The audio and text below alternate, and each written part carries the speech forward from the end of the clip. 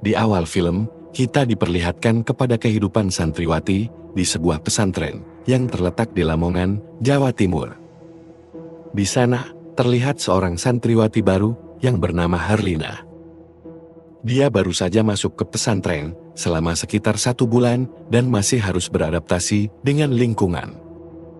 Dia merasa hal yang paling sulit adalah salat subuh. Saat itu, dia berkali-kali mengantuk dan tertidur saat mendengar ceramah dari pemilik pesantren, yaitu Kyai Tadarus. Setelah salat subuh, guru mereka yang bernama Umi Ayu mengumumkan bahwa setelah ini akan ada tadarus subuh untuk kelas 2A. Ketika itu Herlina mengatakan pada Ranum, teman sekamarnya, dia akan pergi ke kamarnya karena dia lupa membawa Al-Quran. Mau kemana, Her? Mau ngambil Al-Quran. Jangan lama-lama. Sesampainya di kamar, Herlina yang masih mengantuk tidak sengaja ketiduran, sampai ia tidak ikut tadarus bersama santriwati lainnya. Pagi harinya, Herlina bangun dengan tergesa-gesa dan langsung menemui Umi untuk meminta maaf. Ia dengan jujur mengakui bahwa dia ketiduran saat seharusnya mengikuti tadarus. Umi menerima permintaan maafnya, tetapi tetap marah karena tidak ada santriwati lain yang mengingatkan Herlina. Sebagai konsekuensi, semua santriwati, termasuk Herlina, dihukum. Mereka diminta untuk bekerja bakti membersihkan halaman pondok pesantren. Ayo Paman, kerja. Waalaikumsalam. Masa? Capek aku. Yang benar kerjanya. Ayo semangat. Banyak santriwati merasa tidak adil karena harus menanggung kesalahan Herlina, terutama Robiatun atau Obi, yang mulai menganggap Herlina sebagai beban. Obi mengeluh kepada teman-temannya, karena Herlina yang salah, tetapi mereka semua ikut terkena hukuman. Ini bukan pertama kalinya Herlina menyebabkan masalah, dan hukuman kolektif seperti ini mulai membuat para santriwati tidak suka padanya. Namun, di tengah rasa kesal itu, ada satu santriwati yang selalu berpihak pada Herlina, yaitu Ranum. Ia memahami bahwa Herlina masih dalam masa adaptasi, baru sebulan berada di pondok, dan banyak hal yang masih membingungkannya. Dia kan masih baru di sini, jangan terlalu keras padanya, ujar Ranum. Sebenarnya, Herlina adalah anak yang terbiasa dimanja oleh orang tua di rumah. Kehidupan mandiri di pondok pesantren menjadi tantangan baru baginya. Namun, kesalahan-kesalahan kecil yang ia lakukan terus membuat para santriwati lain merasa terbebani. Obi pun dengan sengaja mempengaruhi teman-temannya untuk meninggalkan pekerjaan itu dan membiarkan Herlina menyelesaikannya sendiri.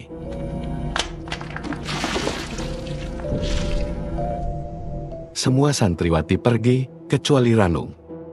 Herlina yang merasa bersalah meminta Ranum untuk pergi, tapi Ranum malah mengatakan akan menyelesaikannya bersama-sama. Herlina merasa terharu dan berterima kasih kepada Ranum. Beberapa hari kemudian, orang tua para santriwati datang menjenguk. Ibu Herlina berusaha menenangkan putrinya yang mengadu bahwa tidak ada yang suka padanya, kecuali Ranum. Herlina juga mengeluh tentang sprei di kamarnya yang berbau tak sedap. Ibunya berjanji akan membawakan sprei baru, tapi Herlina harus coba bertahan lebih lama di sini. Kalau Herlina masih tidak betah juga, ibunya akan coba membicarakannya lagi dengan ayahnya, berusaha memberikan semangat. Di sisi lain, Obi mendapat teguran keras dari orang tuanya setelah Umi Ayu melaporkan perilakunya yang buruk, terutama terhadap Herlina. Ini menjadi pelajaran bagi Obi, bahwa tidak semua kesalahan bisa disalahkan pada orang lain. Malam itu, di sebuah rumah sederhana, Pak Sabto tengah menikmati teh manis hangat ketika istrinya menghampiri. Ibu meminta izin untuk pergi keluar rumah, berniat mengantar sprei baru untuk Herlina yang sedang berada di pesantren. Sementara itu, di pesantren, Herlina sedang berusaha keras belajar mengaji. Sahabatnya, Ranum, memperhatikan bahwa Herlina mengalami kemajuan dalam menghafal huruf-huruf hijaiyah dan semakin rajin. Melihat kemajuan itu, Ranum mengajak Herlina ke masjid bersama untuk berdoa bagi kedua orang tuanya yang telah tiada. Herlina setuju, namun meminta waktu sebentar untuk menyetrika kerudungnya yang kusut. Saat Herlina sendirian di kamar, tiba-tiba Obi dan teman-temannya datang dengan raut wajah marah. Obi dengan marah menuduh Herlina telah berbicara kepada Umi Ayu, yang membuat Obi kena teguran keras dari ayahnya.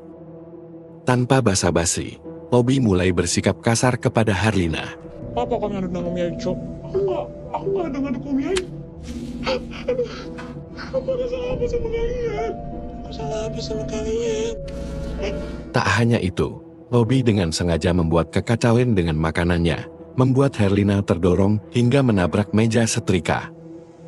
Tanpa sengaja, tangan Herlina menyentuh setrika yang panas, menyebabkan rasa sakit yang terasa menyengat. Obi semakin tidak terkendali, mendekat dengan tatapan penuh amarah. Dalam ketakutan, Herlina berhasil melarikan diri, berlari secepat mungkin keluar kamar, memanggil-manggil nama Ranub yang berada di dekat masjid. Namun sayang, Herlina kembali tertangkap. Obi dan gengnya dengan paksa membawanya ke gudang, di mana Dila diperintahkan mengambil ember berisi air. Tangan Herlina yang terluka dimasukkan ke dalam air dingin, membuatnya merintih kesakitan. Kamu malah ngaduk Umi Ayu. Jangan! Diam. Dalam keadaan terdesak, Herlina akhirnya berhasil melawan dan kabur lagi. Dengan napas terengah-engah, ia terus berlari, berharap bisa lolos dari kejaran Obi dan teman-temannya. Namun, di luar pagar pesantren, Herlina berlari ke jalan besar dan tidak sengaja tertabrak kendaraan yang lewat, dan tubuhnya terhempas di jalan.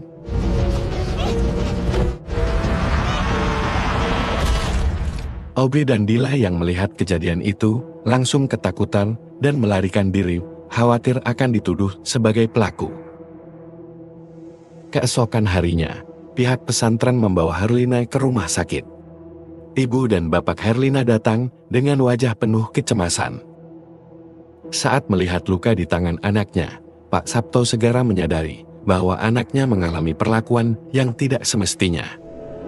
Ini bukan luka kecelakaan ya. Dengan nada marah, Pak Sabto menghadapi Ustadz Gani dan Ustadz Jafar di rumah sakit, mempertanyakan bagaimana pesantren bisa lalai dalam menjaga santriwatinya. Saya titipkan anak saya di sini untuk mendapatkan perlindungan, bukan untuk diperlakukan buruk, ujar Pak Sabto dengan nada tinggi. Saya tahu.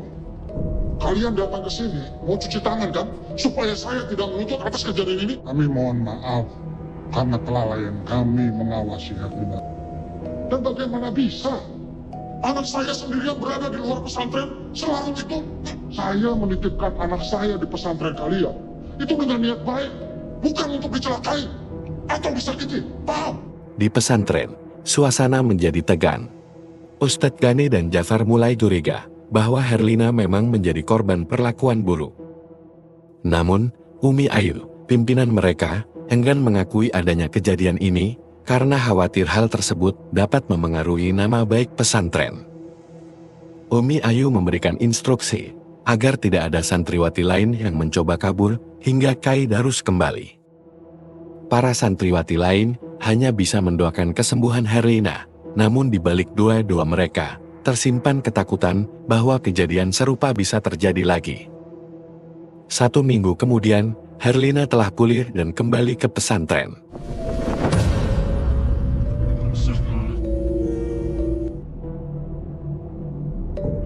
Kangen banget sama kamu. Namun, Obi dan kelompoknya merasakan ketakutan yang mendalam, khawatir Herlina akan mengungkapkan perlakuan mereka. Setelah maghrib, seluruh santri berkumpul di masjid untuk mendengarkan ceramah Ustadz Gani. Umi Ayu memperhatikan Herlina dari kejauhan, dan Herlina membalas tatapannya. Assalamualaikum, Umi. Assalamualaikum, Umi. Indri. Ustadz Gani membacakan ayat dari Al-Quran. Balasan dari suatu kejahatan adalah kejahatan yang serupa. Maka barang siapa memaafkan dan berbuat baik, pahalanya atas tanggungan Allah Subhanahu wa Ta'ala. Herlina tersentak mendengar ayat itu. Di dalam hatinya, ia berbisik bahwa kejahatan harus dibalas dengan kejahatan. Namun, Ustadz Gani mengingatkan pentingnya membalas kejahatan dengan kebaikan. Setelah ceramah, para santriwati melanjutkan belajar agama. Ranum, sahabat Herlina, bertanya, "Kenapa kamu tidak mau cerita tentang malam itu?" "Tidak perlu," jawab Herlina, "semua ada balasannya." Pada malam hari, sesuai instruksi Umi Ayu, keamanan pesantren diperketat. Obi dan Siti bertugas piket, berkeliling dengan senter di tangan. Mereka berpencar untuk menyelesaikan tugas lebih cepat. Tiba-tiba, Obi mendengar suara Siti dari arah gudang. Saat dihampiri, Siti bertingkah aneh dan masuk ke dalam gudang. Tak lama, wajah Siti berubah menyeramkan dan ia kerasukan. Assalamualaikum, Obi. Obi berlari memanggil Umi Ayu, namun tidak ada jawaban. Ia bergegas ke rumah Ustadz Gani, lampu berkedip-kedip di sekelilingnya. Tiba-tiba, Siti muncul di belakangnya, wajahnya berubah menjadi wajah Herlina, dan ia mencekik Obi hingga tak sadarkan diri. Ustadz Gani keluar dan terkejut melihat situasi tersebut. Ia segera meminta Umi Indri untuk menyiapkan segelas air. Dengan ayat-ayat Quran yang dibacakan, wajah Siti disembur air doa, dan beruntungnya, Siti sadar kembali. Namun, setelah kejadian itu, Obi dan teman-temannya merasa ketakutan, terutama terhadap Herlina. Obi seringkali mengalami halusinasi, melihat Siti dengan wajah Herlina. Bukan Siti, Herlina. Itu semua teman-teman kamu. Ranum, Siti, Dila, Stefan. Sejak kembali, Herlina tampak lebih ramah, disiplin, dan rajin mengikuti kegiatan pesantren. Teman-temannya heran, mengapa dia jadi pintar ngaji dan selalu tersenyum. Keanehan semakin jelas saat Herlina menunjukkan kemajuan luar biasa dalam membaca Al-Quran, meski sebelumnya ia masih belajar Iqra. Suatu malam, Obi menjalankan tugas piket pos ronda bersama Ranum. Saat itu, ia teringat bahwa belum melaksanakan salat Isya. Dengan suara rendah, Obi meminta Ranum untuk menunggunya di depan masjid. Ketika Ranum menunggu, ia melihat Herlina melintas di lapangan. Tanpa pikir panjang, ia bergegas menghampiri Herlina. Namun, di dalam masjid, saat Obi sedang bersujud, terjadilah sesuatu yang mengerikan. Ketika ia terbangun dari sujudnya, arah kiblatnya tiba-tiba terasa terbalik. Meskipun berkali-kali, ia mencoba membenarkan posisinya. Setiap kali ia bangun dari sujud, kiblat selalu salah.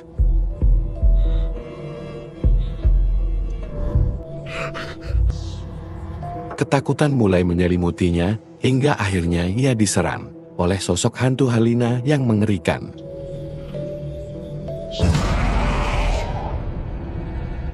Ranum yang tak kunjung menemukan Herlina, kembali ke masjid dan terperanjat melihat Obi tengah bersujud ke arah belakang kiblat. Saat ia mendorong tubuh Obi, ia terjatuh, menyadari dengan nyeri bahwa Obi telah meninggal dalam keadaan wajah yang mengerikan. Kematian Obi yang tidak wajar mengguncang para santriwati.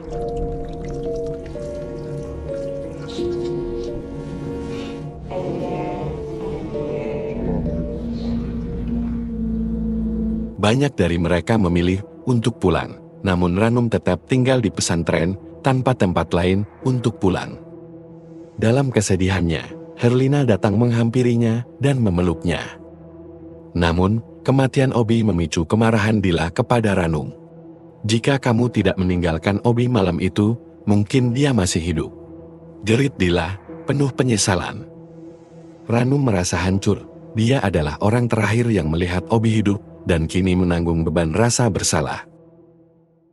Siti, yang tak ingin kehilangan sahabat untuk kedua kalinya, berusaha mendamaikan mereka.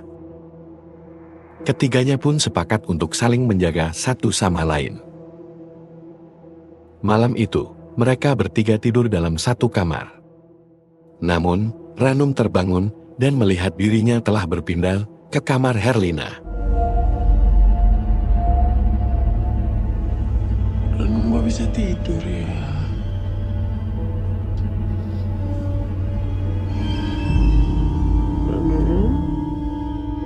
Ranum melihat Herlina keluar dari kamar, dan ia pun mengikutinya.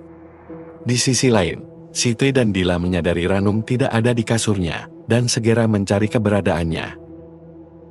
Mereka memutuskan untuk berpencar. Saat mencari Ranum di dekat toilet, Dila tiba-tiba melihat sosok Herlina.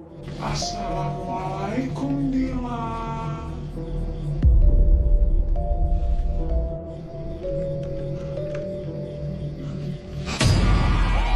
Namun, ternyata itu adalah Ranum. Sementara itu, Siti masih mencari Ranum ketika semua penerangan di sekitarnya padam, menyelimuti malam dalam kegelapan.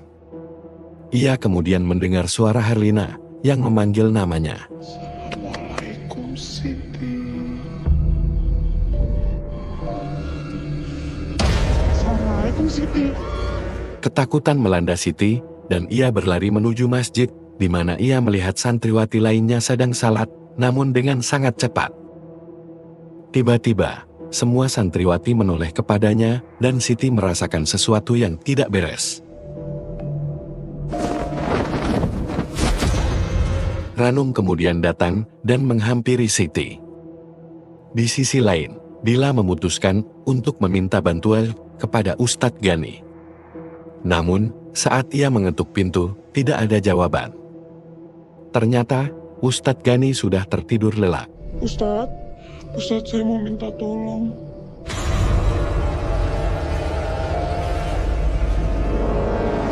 Tiba-tiba, sosok Ustadz Gani menghilang. Lampu berkedip, pintu terkunci, dan Dila terjebak dalam kegelapan. Ranum dan Siti, yang merasa khawatir, segera menyusul Dila ke rumah Ustadz Gani.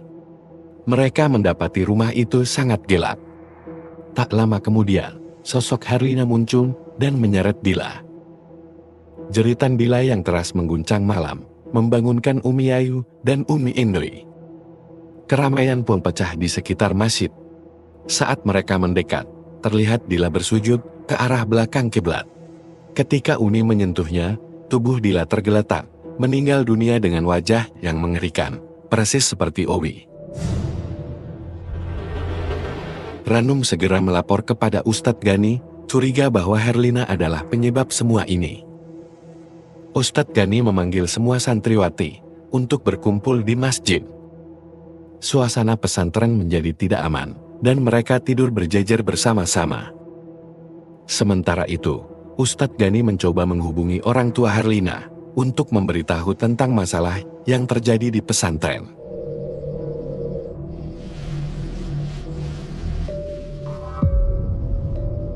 Ketika semua santriwati tengah tertidur, Siti terbangun dan meminta Ranum menemaninya ke kamar mandi.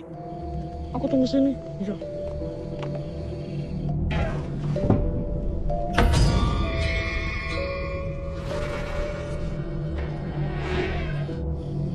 Namun, saat Ranum menunggu, ia melihat sosok Siti keluar dari kamar mandi, tetapi pergi begitu saja. Merasa ada yang tidak beres, Ranum mengikuti sosok itu hingga ke belakang halaman pondok. Ternyata, sosok yang ia ikuti adalah Herlina, yang menyamar sebagai Siti. Ketegangan meningkat saat Siti terjatuh karena kakinya ditarik. Beruntung, Ustadz datang tepat waktu untuk menyelamatkan mereka. Ustadz Gani menghadapi sosok Herlina dan mulai membaca ayat suci Al-Quran untuk mengusir jin yang menguasainya. Namun, jin tersebut ternyata sangat kuat dan berusaha melawan. Ya'muru bil fahsya'i wal munkar. Bismillahirrahmanirrahim. Allahu la ilaha illa huwal hayyul qayyum la ta'khuzuhu sinatun wa la nawm min khilqihi ma syaa wasi'a kursiyuhus samawati wal ardh.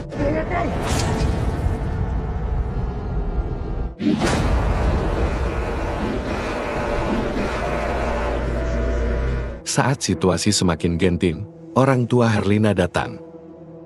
Terungkaplah bahwa mereka semua, termasuk ibunya, tidak tahu bahwa Herlina sudah meninggal dan dibawa ke pondok dengan rahasia kelam. Bapak Herlina, Pak Sabto, tidak memberitahu istrinya karena takut istrinya akan terpukul oleh kenyataan. Pak Sabto berkata kepada istrinya bahwa Herlina sudah kembali ke pondok pesantren. Pada malam itu, Ibu Herlina berencana membawakan spray baru ke pondok pesantren karena Herlina mengeluh spray di kamarnya berbau. Saat dalam perjalanan, perhatian sang istri teralihkan ketika spray yang diletakkan di jok belakang jatuh ke lantai mobil. Pak Sabto menyadari apa yang terjadi ketika menemukan bercak darah di depan mobilnya. Sementara itu, istrinya masih yakin bahwa ia hanya menabrak tumpukan kayu, tak pernah menyangka bahwa korban sebenarnya adalah Herlina. Pak Sabto membawa jasad Herlina kepada seorang dukun untuk menghidupkannya kembali. Dukun memberikan paku yang jika ditancapkan ke kepala Herlina akan mengembalikan hidupnya, namun bukan jiwanya, melainkan sosok jin yang bernafsu membalas dendam. Jin dalam tubuh Herlina merasa marah kepada ibunya. Dalam sekejap, ia menarik ibu Herlina dan insiden tragis pun terjadi. Saat hantu Herlina bersiap menyerang Ranum dan Siti, para Kai bersatu untuk mengusir jin dari tubuh Herlina. Kai Darus yang telah lama pergi, akhirnya kembali ke pesantren, melihat keadaan yang semakin mengkhawatirkan.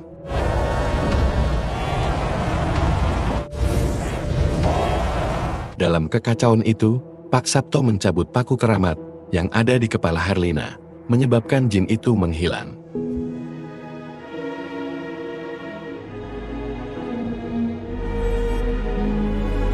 Setelah semua kejadian itu, santriwati kembali ke pondok pesantren. Jasad Herlina kini dimakamkan dengan layak. Kini, Pak Sabto hidup sendirian. Saat menikmati secangkir teh hangat, ia mendengar suara ketukan pintu. Ternyata, itu adalah sosok dukun yang marah, karena Pak Sabto telah melanggar janji untuk tidak mencabut paku sebelum waktunya. Namun, sosok yang datang bukanlah dukun, melainkan jin yang menyerupai Herlina. Dan film pun selesai.